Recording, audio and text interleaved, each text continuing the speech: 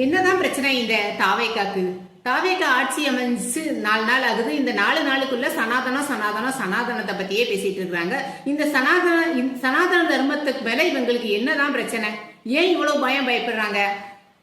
உதயநிதி என்னடான்னா சட்டமன்றத்துல அவ்வளவு தைரியமா சனாதனத்தை அழிக்க போறேன்னு சொன்னாரு. ஆனா இந்த சிஎம் விஜய் அதை பத்தி எதுவுமே கேட்கல. இன்ன வரைக்கும் அங்க சட்டமன்றத்துல உட்கார்ந்திருந்த எந்த எம்எல்ஏக்கள் யாருமே அதை பத்தி கேட்கல. பாஜக எம்எல்ஏவை தவிர மத்த எந்த எம்எல்ஏக்களுமே அதை பத்தி கேட்கவே இல்லை. இது ஒரு பக்கம் இருக்கு.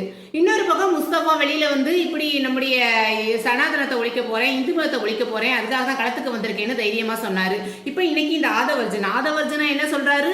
சனாதனம் வட மாநிலங்கள்ல சனாதனம்னா ஹிந்து, தென் மாநிலங்கள்ல இதுக்கு பேரு இந்த தமிழகத்துல சனாதனம்னா சமத்துவமின்மை அப்படிங்கிற ஒரு புது கொட்டேஷனை கொடுத்திருக்கிறாரு.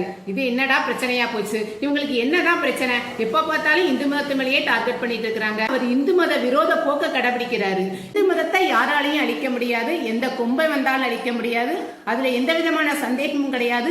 இந்து மதம் எங்களின் மதம் மட்டுமல்ல, எங்களின் கலாச்சாரம், எங்களின் வாழ்வியல் முறை. ஆம், இந்த வாழ்வியல் முறையை எந்த கொம்பன் வந்தாலும் அழிக்க முடியாது என்பதை ஆணித்தரமாக இந்த நேரத்திலே சொல்லிக் கொள்கிறேன்.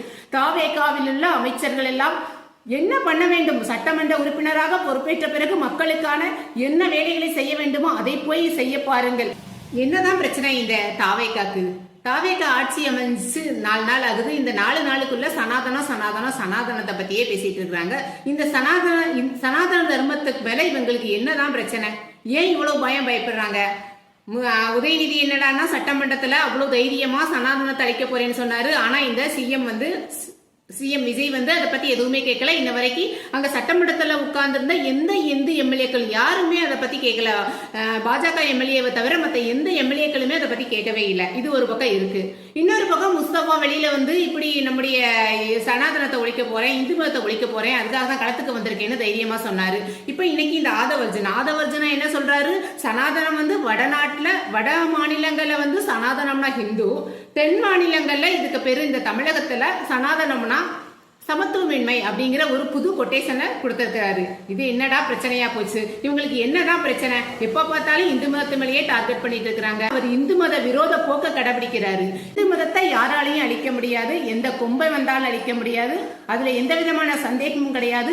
இந்து மதம் எங்களின் மதம் மட்டுமல்ல, எங்களின் கலாச்சாரம், எங்களின் வாழ்வியல் முறை. ஆம், இந்த வாழ்வியல் முறையை எந்த கொம்பன் வந்தாலும் அழிக்க முடியாது என்பதை ஆணித்தரமாக இந்த நேரத்திலே சொல்லிக் கொள்கிறேன். தாவேகாவில் உள்ள அமைச்சர்கள் எல்லாம் என்ன பண்ண வேண்டும்? சட்டமன்ற உறுப்பினராக பொறுப்பேற்ற பிறகு மக்களுக்கான என்ன வேலைகளை செய்ய வேண்டுமோ அதை போய் செய்ய பாருங்கள்.